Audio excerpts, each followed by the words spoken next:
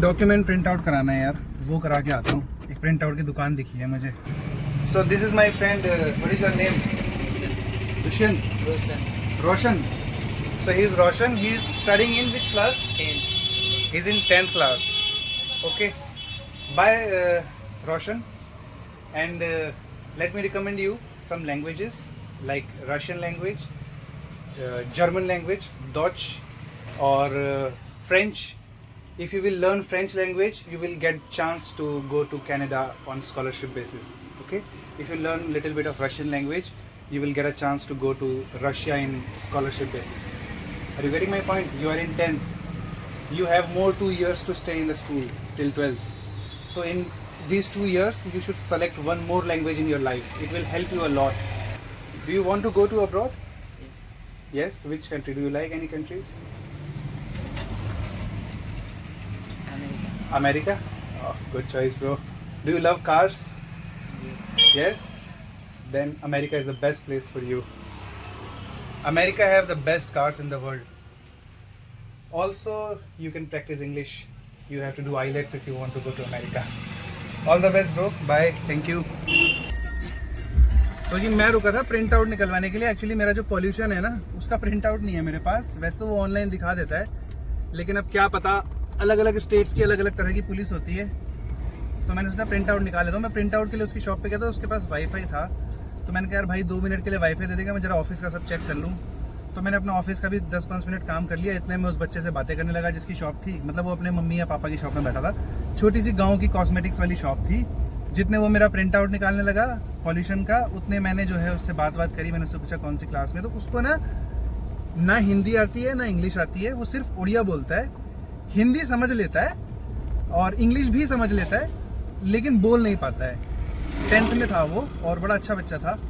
तो मैंने उसको ज़रा थोड़ा सा ज्ञान दिया, क्या पता उसके दिमाग में ऐसे हिट कर जाए और उसको इंटरेस्ट आया इन सब चीज़ों में। तो मैंने उसको बोला कि थोड़ा सा लैंग्वेज और लैंग्वेजेस भी पढ़, अगर तुझे और चीज़ें जाननी है, जैसे फ्रेंच, रशियन, कोई भी भाषा तू पढ़ सकता है जो तुझे पसंद आए।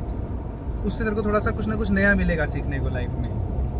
तो आई होप उसको ये बात हिट कर जाए और वो कोई एक भाषा सीखने लगे। और उसको अमेरिका बड़ा पसंद है। अमेरिका तो मुझे भी बड़ा पसंद है, क्योंकि वहाँ पर गाड़ियों का बहुत बड़ा साइज़ होता है, सड़कें बड़ी बड़ी होती हैं और पुरानी गाड़ियों पे कोई रिस्ट्रिक्शन नहीं है, आप जितनी मर्जी पुरानी गाड़ी चला सकते हो। तो हो सकता है कभी ये अमेरिका जाए और जब ये वहाँ अमेरिका में बड़ी बड़ी गाड़ियाँ देखें और इसको गाड़ियों का शौक लग जाए, तब इसको याद आए कि एक भैया आए थे जब मैं 10th में था। उन भैया ने मुझे कहा था कि और लैंग्वेज पढ़िए, अमेरिका जाइए, मज़ा आएगा।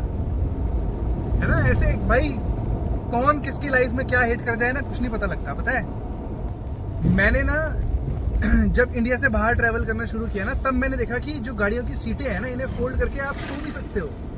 इनका काम सिर्फ सामान ढोने का नहीं है, लोग सो रहे हैं गाड़ियों में भाई। फिर मैंने देखा ट्रकर्स अपने ट्रक में सोते हैं, बस वाले अपनी बसेस में सोते हैं, और विदेशों में तो लोगों ने कैरावैन्स बना रखी होती हैं।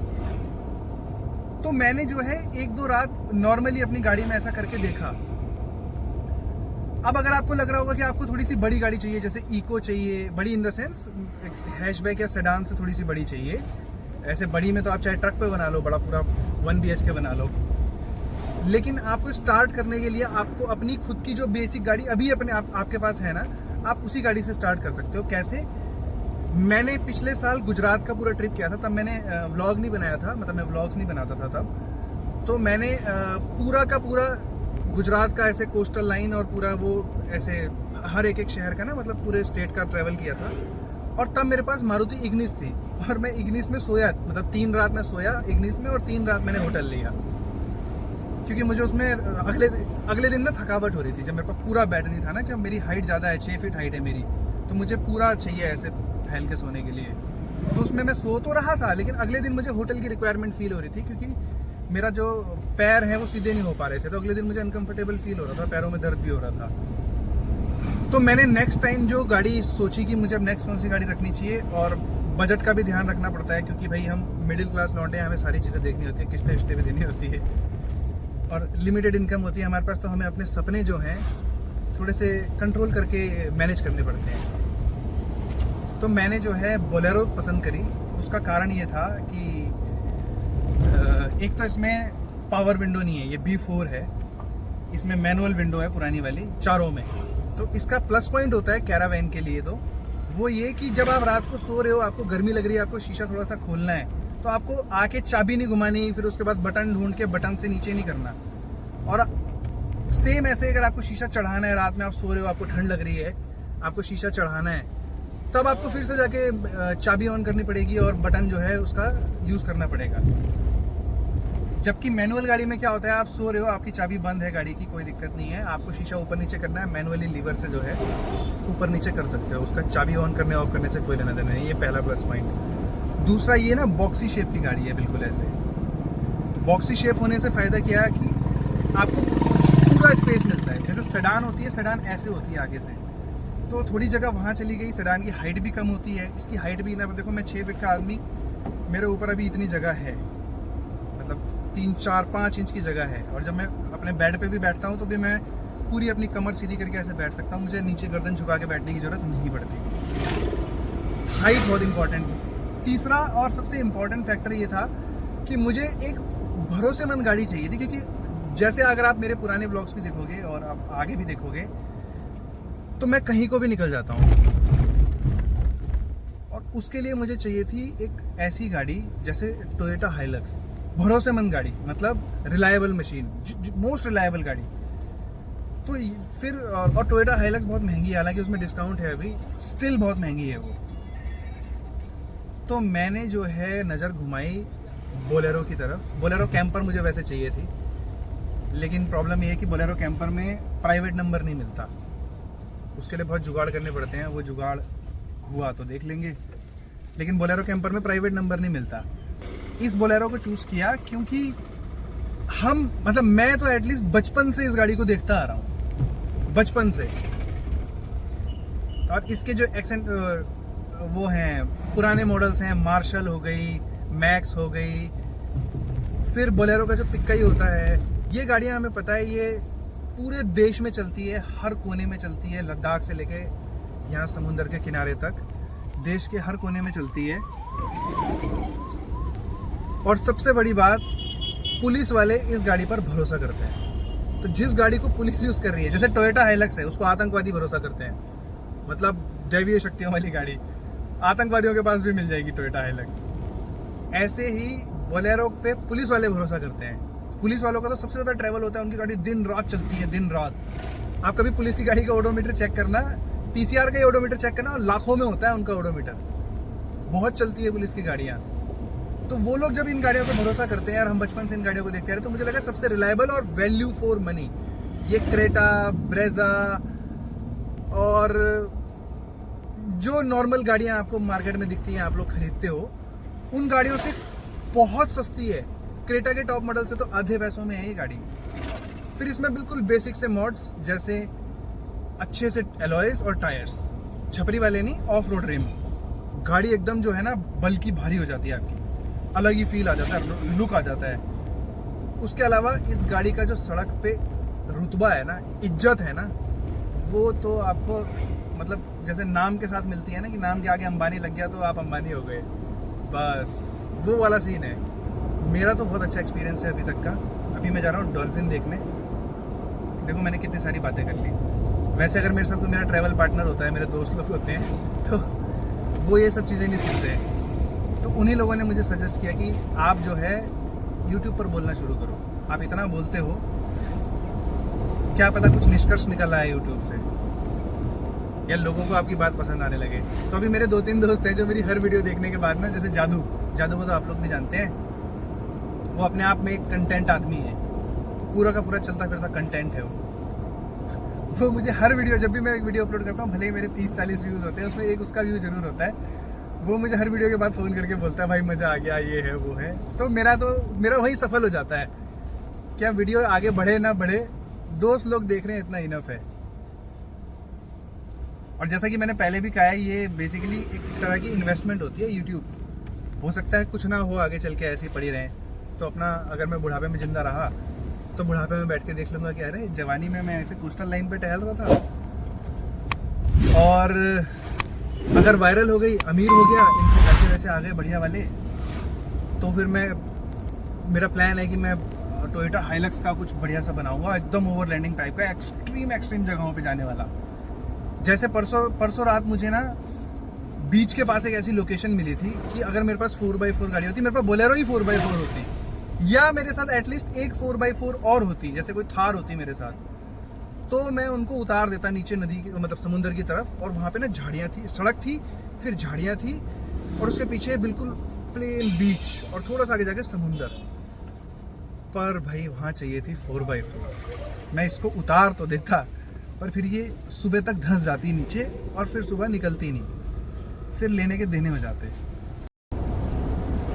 एक बाइक वाला मुझे अभी कुछ बोल के गया, वो उड़िया भाषा में बोल के गया, मेरी समझ में नहीं आया। फिर उसने हिंदी में बोला कि ऑफिस बंद हो जाएगा। अब किस चीज़ का ऑफिस बंद हो जाएगा? वो किसी झील का नाम ले रहा था, शायद वहाँ पे कोई झील है सतपाड़ा में। डेंस्ड पॉपुलेटेड एरिया है भाई ये पूरा का पूरा ना, मतलब उत्तर प्रदेश, बिहार, छत्तीसगढ़, झारखंड, उड़ीसा।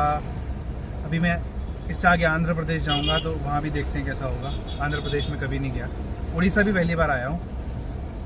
पर लोग बहुत अच्छे हैं, इसमें कोई दो राय नहीं है। अब ये बंदा या तो हो सकता है कि RSVT करने के मूड में होगा कुछ, या फिर ये बंदा जेन्युइनली मेरी हेल्प ही कर रहा है। A few moments later. तो जी वो बंदा जो था वो कमीशन एजेंट ही था, जैसे हमें वो राजस्थान में भी मिलते हैं ना, कि मैं आपको टूर करा देता हूँ और या आपको होटल दिला देता हूँ या आपको वगैरह वगैरह। तो वो वैसा सही बंदा था। कोई गलत बात नहीं है, ये उनका बिजनेस है, इसमें कोई बुराई नहीं है। तो वो मुझे पहले लगा कि वो मेरी हेल्प करना चाह रहा है, लेकिन फिर उसकी बातों से समझ में आ गया कि वो जो है मुझे टूर बेचना चाह रहा था। उसने मेरे को ये भी बोला कि मैं आपके साथ आके बैठ जाऊँ, आप अकेले ही तो हो। मैंने कहा नहीं भाई, मेरा इधर जगह नहीं है, सामान रखा हुआ है सारा। बट ठीक है, उसने ऐसे कोई ज़बरदस्ती पीछे नहीं बढ़ा वो मेरे। उसने मैंने जब उसको बोला, मैंने कहा भाई मेरे को ऐसे कहीं जाना नहीं है, कोई टूर वूर नहीं लेना, मैं तो जहाँ तक गाड़ी जाएगी वहाँ तक व्यू देख के फिर वापस आ जाऊँगा, तो सड़कें देखनी है बस। तो वो बोला कि कोई बात नहीं भैया, थैंक यू भैया, बस ये चला गया फिर। बट उसने मुझे ये बताया कि वहाँ पे ना बोट से आइलैंड पे जाने का सीन है। और मैंने अभी गूगल मैप से भी देखा, तो ये जो सड़क है ये एक जगह पे जाके ख़त्म हो रही है, नदी के मुहाने पर, जहाँ से संगम भी है, मतलब नदी और समुंदर का। और वहाँ से शायद आगे जो सड़क है वो फेरी से चलती है। मैंने कुछ फोटोग्राफ्स देखी जिसमें ट्रक्स और गाड़ियाँ वाड़ियाँ फेरी पे लाद रखी थी। तो अगर ऐसी कुछ व्यवस्था होगी तो हम अपनी बोलेरो को फेरी पे लाद देंगे, ये तो मज़ा ही आ जाएगा।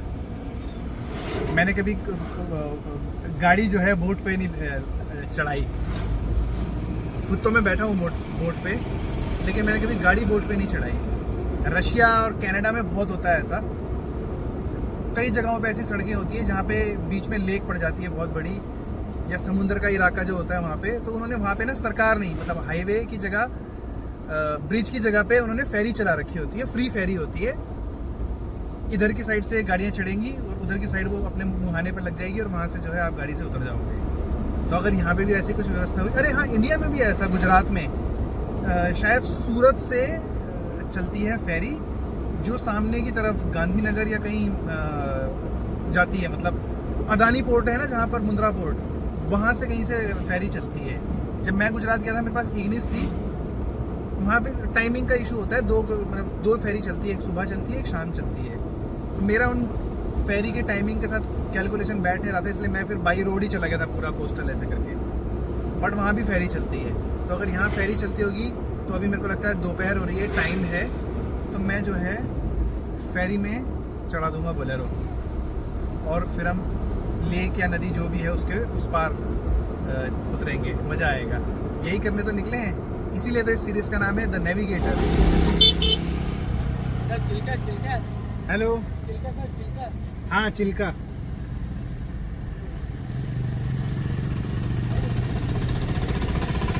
अब ये भी वही है भाई, दिखे आपको?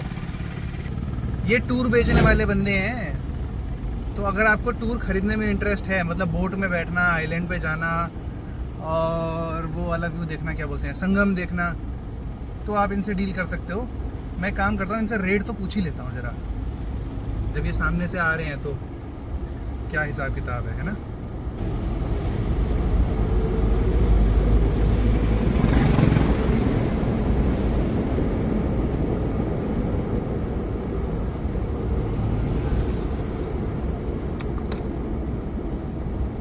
गाड़ी रोकता हूँ, इनसे एक बारी बात करते हैं क्या है, ताकि इनको क्लियर हो जाए। फिर ये मेरा पीछा छोड़ देंगे ना बिना मतलब में, मैं क्यों उनको अपने पीछे दौड़ाऊँ जब मेरे को इनसे टूर लेना ही नहीं है।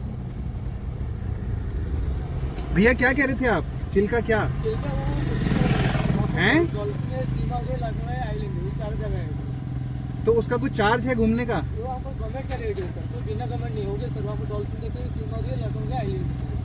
बट मुझे अंदर नहीं जाना मेरे भाई, मैं तो विशाखापट्टनम जा रहा हूँ, मेरे को बस ऐसे ही देखते देखते जाना है बस।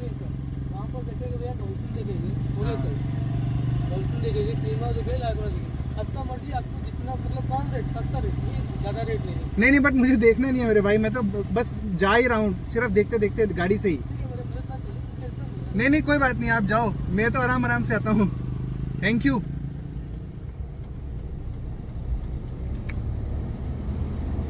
सुना आपने, या पता नहीं आपको इन भाई की आवाज आ रही थी कि नहीं आ रही थी। Thank you bro. मतलब चेप नहीं हो रहा, वो जबरदस्ती नहीं कर रहा, उसने सिर्फ बताया कि भैया ऐसे ऐसे है, वहाँ गवर्नमेंट का ही रेट है, ये भी बोला वो कि जितना भी रुपया लगेगा वो उसका आपको पर्ची काट के देंगे। तो मुझे लोग तो ईमानदार ही लगे अभी तक किसी, और सारी चीज़ें जो है ना जेन्युइनली अगर मैं बताऊं, जब हम उत्तराखंड, हिमाचल, लद्दाख, कश्मीर घूमने जाते हैं, नॉर्थ ईस्ट में अभी तक नहीं गया हूँ, जाऊँगा तो वहाँ का बताऊँगा, लेकिन हिमाचल, कश्मीर, उत्तराखंड का तो मैं हुई, और लद्दाख, सारी चीज़ें वहाँ से आधे रेटों पर यहाँ उपलब्ध है। मतलब जो फल मैंने 60 रुपये के खरीदे, वही फल अगर मैं उत्तराखंड में या हिमाचल में खरीदूंगा तो वो मुझे कम से कम 100 रुपये के फल पड़ेंगे। 100 रुपये से थोड़ा ऊपर ही जाएगा, लेकिन 100 मान के चलते हैं। यहाँ पे वो मुझे 60 रुपये के पड़े।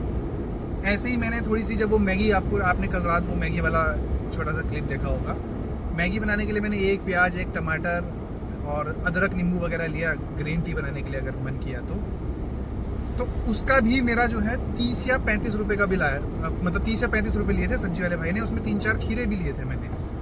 तो यहाँ पे सामान बहुत सस्ता है, और स्पेशली कैरावैन वालों के लिए, तो कैंपर वैन वालों के लिए तो बहुत ही सस्ता है।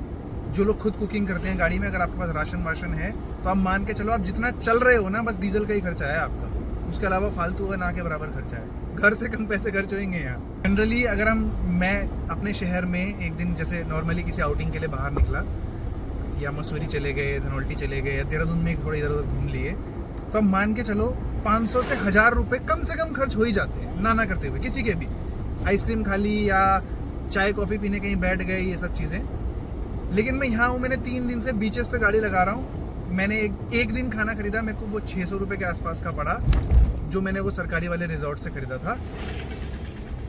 उसमें इंक्लूडिंग मैंने रात का खाना भी पैक करा लिया था 600 रुपये में। तो मैंने रात को वही खाना अपने चूल्हे पे गर्म करके खाया, दाल चावल। तो मेरा 2 टाइम का मील 600 रुपये का आया एक दिन का। ऐसे ही येस्टरडे हुआ। येस्टरडे मैंने क्या खाया था, मैंने शायद एक 100 रुपये का कुछ खाया था। अब 100 रुपये की प्लेट खाई थी, क्या खाया था, ऐसे ट्रक वालों के यहाँ खाया था कुछ मैंने। उसके बाद शाम को मैंने वही मैगी खाई थी और फल खाए थे। उसके बाद आज मैंने सुबह जो है कुछ नहीं खाया था, मैं सीधा मंदिर गया, श्री जगन्नाथपुरी, वहाँ दर्शन किए। बिल्कुल भी भीड़ नहीं थी, मतलब हो सकता है अभी ऑफ सीज़न चल रहा है इसलिए भीड़ नहीं थी, लेकिन ना के बराबर, मतलब धाम होने के बावजूद भीड़ नहीं थी। मुश्किल से मुझे 10 या 15 मिनट लाइन में खड़ा रहना पड़ा और दर्शन हो गए। वहाँ पे मैंने जो है लंगर छका। अब लंगर का वहाँ पे थोड़ा सा डिफरेंट सा सिस्टम था। क्या था, जब हम रसोई की तरफ जाते हैं ना, तो ये जो श्री जगन्नाथपुरी की रसोई है, ये किचन है, ये दुनिया की सबसे बड़ी किचन्स में से एक है। मतलब नेशनल ज्योग्राफिक के हिसाब से ये मेगा किचन्स में से एक है। और सबसे बड़ी बात, इसके अंदर ट्रेडिशनल तरीके से खाना बनता है, मतलब लकड़ी पर खाना बनता है, मिट्टी के बर्तनों में, और एक के ऊपर एक, एक के ऊपर एक, एक के ऊपर एक, ऐसे करके बर्तन रखे जाते हैं। और वो खाना जो है सबसे पहले श्री जगन्नाथपुरी में श्री कृष्ण को भोग लगता है। उसके बाद भोग को जो है वो खाने में मिक्स कर देते हैं, जैसे लंगर में भी होता है, जैसे सब जगह होता है। फिर वो खाने में मिक्स कर देते हैं, फिर वो लंगर जो है आप वहाँ जाके चख सकते हो मंदिर के लंगर हॉल में। वहाँ पे जाने के लिए आपका 1 रुपये का टिकट लगता है, आपको 1 रुपये का टिकट लेना है, फिर आप उसके अंदर जा सकते हो। और लेकिन वहाँ बहुत भीड़ होती है, ये बात पता नहीं थी। फिर वहीं पर जब आप मंदिर से दर्शन करके बाहर निकल के राइट साइड में मुड़ते हो, रसोई की तरफ जाते हो, तो वहाँ पे ना आपको बहुत सारे लोग बैठे हुए नज़र आ जाएंगे। छोटा सा जैसे चाट का मार्केट होता है ना, ऐसे ही वहाँ पे वो भोग बेच रहे हैं। मतलब भोग इन द सेंस ट्रेडिशनल खाना जो है, जो शायद प्रसाद में भी वही खाना मिलता है, वो खाना 50 रुपए की प्लेट बेच रहे हैं। प्लस वहाँ पे खीर है, रबड़ी है 2-3 तरह की, चूरमा है, लड्डू है, बहुत सारी मिठाइयाँ, मतलब मालपुआ है, अमेजिंग अमेजिंग मिठाइयाँ, सब 20 रुपये 30 रुपये। और अगर आप प्लेट में दाल चावल और हलवा सब्जी मीठा ये सब चीज़ें लेते हो, 3 4 5 चीज़ें होती हैं, तो आपको 50 रुपये की देते हैं। मतलब 50 रुपये की एक मील, और ट्रेडिशनल खाना, हेल्दी एंड नाइस। तो जगन्नाथपुरी का जो अनुभव था वो बहुत अच्छा था। अब मेरी एक धाम की यात्रा हो गई। अब मैं जा रहा हूँ चेन्नई की तरफ। रास्ते में धीरे धीरे कोस्टल लाइन को देखते देखते एक टोल रोड था जो मैं पकड़ सकता था, बट मैंने लिया गांव वाला सड़क, क्योंकि अपने को हाईवेज नहीं देखने हैं, अपने को कोस्टल लाइन देखनी है, अपने को रियल इंडिया देखना है, अपने को मतलब सड़कें मुड़ती रहनी चाहिए। ये जो स्टीयरिंग व्हील है ना, ये कहीं ना कहीं मूव होता रहना चाहिए, ये सीधा नहीं रहना चाहिए। सीधा रहता है बोरियत आती है, मज़ा नहीं आता है। ये हल्का फुल्का घूमता रहे ना, थोड़ी सी सड़क ऐसी वैसी आती रहे तो थोड़ा मज़ा आता रहता है। मैं शब्दों में तो बयां कर ही नहीं सकता कि क्या है ये सब।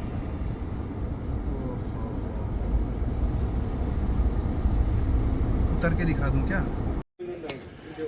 तो जी बोट की फ़ीस है 450 रुपये। ये देखो जेसीबी भी जा रही है बोट से। हम जाएंगे शायद इस बोट में। इस तरह से लोग देखो नदी क्रॉस करते हैं। तो कनाडा रशिया के अलावा इंडिया में भी है भाई ऐसी चीज़ें। तो ये भाई लोग मिले मुझे यहाँ पे। ये जो आइलैंड दिखाई दे रहा है ना, वो उनका 2 गांव है उधर। हाँ, और ये चारों तरफ पानी का मतलब 2 गांव बसे हुए हैं। तो ये गांव वालों की लोकल बोटें हैं। और देखो हाँ, वो ईंट घर बनाने के लिए ले जा रहा है। कदम कदम पर अच्छे ही लोग मिलेंगे। हाँ, बहुत अच्छे लोग हैं, कोई परेशान भी नहीं करता और ज़्यादा महंगा भी नहीं है। तो राकेश, भाई का नाम राकेश है। ये बोल रहे हैं कि अगर कभी इधर आना हो तो भाई के साथ टेंट लगा सकते हैं, टेंट कैंपिंग करेंगे, मज़ा आएगा। आज तो जी ये है फेरी।